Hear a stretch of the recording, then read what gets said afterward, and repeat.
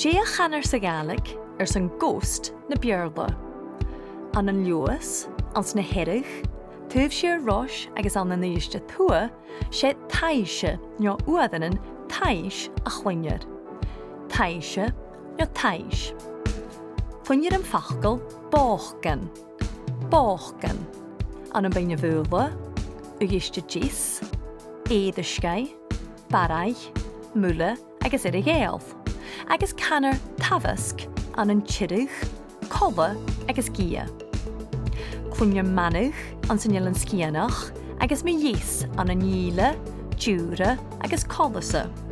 Manadh. An an Dualchainntean ile ha manadh cúideach go cíalbachach óman, nó portent.